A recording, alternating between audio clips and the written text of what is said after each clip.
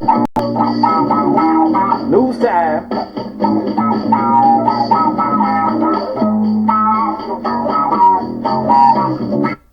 That's right. It's news time, folks.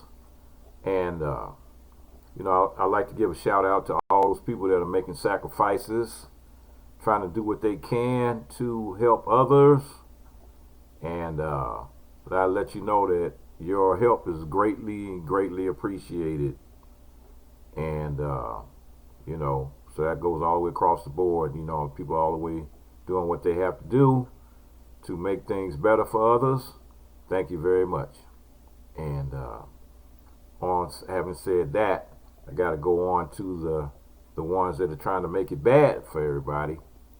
And it's like, and the way this thing is going right now, it's just a concerted effort, and it's like it's definitely choreographed. But it says, but somehow everyone is out to ruin the DC dunce's economy. At least that's what you might be led to believe by the scattered protests against social distancing measures backed by some kind of ultra-rich right-wing capitalists who funded the Tea Party and encouraged by the DC dunce that sprung up around the United States this weekend. It's a hoax. Even if more than 40,000 Americans have died, it's a hoax, because that's easier to grapple with than the notion that if not for the lockdowns, the death toll would be many times greater. Never mind that some other nations that responded more effectively than the United States has and are beginning to ease some of their lockdown restrictions, embarking on the first steps toward whatever new normal awaits. For the world's richest and most powerful country, on the other hand, still doesn't have adequate testing. South Korea had its first case one day before the United States in January. On Monday, they reported just a handful of new cases. In large part, thanks to a sophisticated testing and trace regime they nailed because of their experience with respiratory pandemics. The United States may not be up to speed on testing before September. None of this is any match for the truly wild forces in American life. However, the conspiracy-minded, the truthers, the anti-government extremists, the virulent strain of anti-intellectualism that has always caused us problems. If you were looking for an avatar of all-American ignorance, one appeared in Denver this weekend in the form of a stupid woman leaning out of her truck to scream at the frontline healthcare workers that he should go to China if he wants communism. Imagine that. The outright gall it requires for someone to scream at people who spent weeks working around the clock trying to keep fellow citizens alive and watching many of them die, that they are somehow betraying the American idea. Oh boy. So, you got people out there that are out there, man, waving signs and doing all this other stupid stuff. To be clear, the message here is not give me liberty or give me death. It's give me liberty and also some death, even if these folks are not the people who may ultimately suffer and die because of what often boils down to selfishness. Even by engaging in these protests, they put themselves and innocent others in great danger. If they succeed in pressuring local authorities to lift social distancing measures too early, the damage will be many times worse. And make no mistake, these folks are often not gig or hourly workers desperate to get back to work. Sometimes they cite a desire to go to a hair salon as their justification for undermining the national response to a pandemic. Give me convenience or give me death. Well, also death. So we're all desperate to resume something resembling our normal lives. For rational people, this might undermine the usual narratives around media bias. Do you really think reporters hate the president enough to lock themselves in their houses for months on end, losing close to everything that's good in life just to possibly damage his re-election prospects? No way. It's absurd.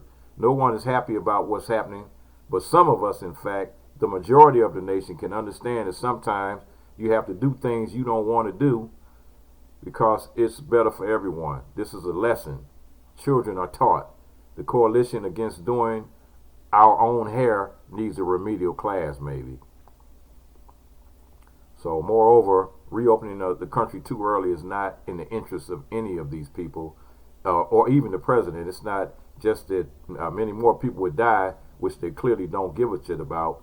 It's that we would likely have to go back into lockdown if that happens. It's not even clear that you can reopen the economy if huge numbers of people are not confident that it's safe to go out to restaurants or whatever. It's all well and good to say we're reopen, but you can't make people go to the mall if they think they're going to contract the deadly virus at Cinnabon. This is why you should base your decisions on what we know about the science, which is not some foreign interest pushed by academic pinheads, but is, in fact, the crowning achievement of the human race. If we compile lots of evidence and know as much as we possibly can about the phenomenon, we can have greater confidence. That's when its time is really safe. In the meantime, the federal government would have to keep stepping in to help individuals and small businesses stay afloat. The rest of this delusion, cooked up by rich people who want the market to go back up and serve to people who are scared and frustrated sometimes, and also sometimes they are Nazis, and sometimes they are members of far-right militia groups, those whose protest attendees do not appear to represent the representative of the whole, that are there to basically undermine the government and destroy the government. It is a symptom of a nation that has decided that what you want to be true might as well be true. It can become true if you just say it loud enough. It is also a convenient way to elude the fact that we're locked down almost completely and have to stay in lockdown longer because of the president's complete incompetence and deranged self-absorption, which he led to play down the threat, saying cases would go to zero miraculously while doing next to nothing for more than a month and a half before the virus stuck here in earnest. In an attempt to avoid the fuck up, he is now pushing responsibility on the states and governors who are forced into bidding wars and competition for resources that are only made worse by the federal government's destructive interventions. He is also pushing the reopening process on the governors and private enterprise in an attempt to spread the blame around.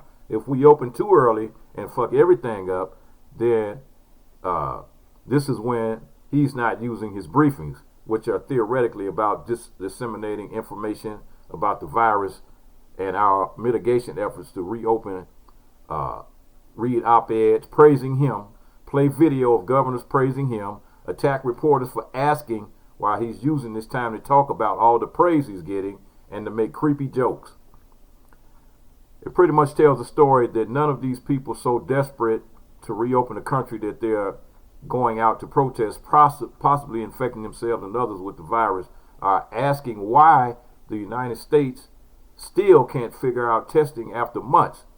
They aren't asking why other countries that have figured out their responses are beginning to reopen.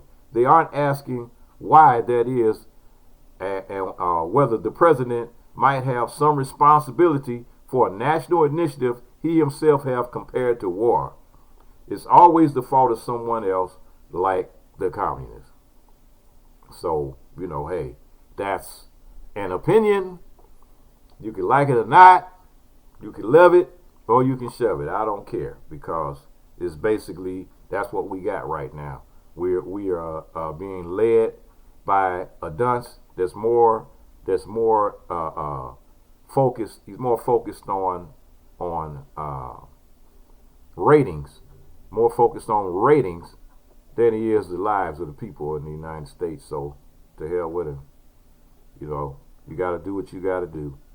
And so here we go with some people that are trying to do something on a positive tip.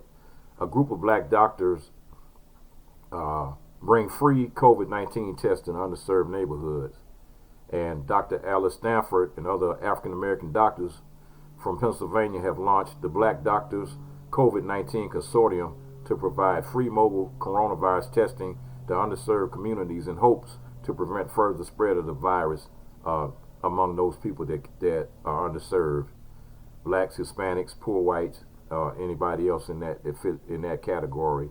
Dr. Stanford, who is a pediatric surgeon, owns a private practice in a black-owned medical consulting firm called Real Concierge Medicine. She is also on staff at Abington Jefferson Hospital in Hatfield Township. She says she launched the initiative because she wanted to do something about the increasing numbers of cases and deaths related to the COVID-19 in communities where African Americans live and other poor people live. Initially, she created and uploaded a video trying to disprove the myth that African Americans were resistant to COVID-19, but even though some were worried that even if they had the virus, they couldn't get tested. That's when she decided to form Black Doctors COVID-19 Consortium with her colleagues in the medical field as well as churches in the black community in Philadelphia. Having some testing kits on hand, Stanford and other doctors put their supplies together and went out to the community. Those who want to be tested can sign up for an appointment online, and the group is testing anyone, particularly in underserved communities who have coronavirus symptoms or known contact with someone who tested positive. And I'm sorry I can't list the website because they didn't put it up, but you can probably Google Black Doctors COVID-19 Consortium, and you just probably it'll probably come up. So do what you got to do, folks. Stay safe and stay sane, and do what you have to do. And once again, I'd like to thank all those people that have made all the sacrifices that they have made.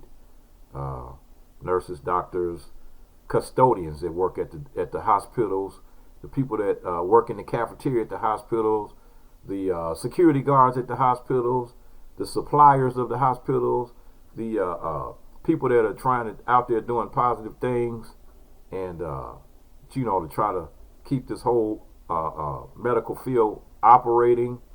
And hey, KP Video News, that's what we do right now. We're doing it right now. Tasty beverage, green tea, trying to keep my immune system up. And yeah, all right, folks. News time. Peace.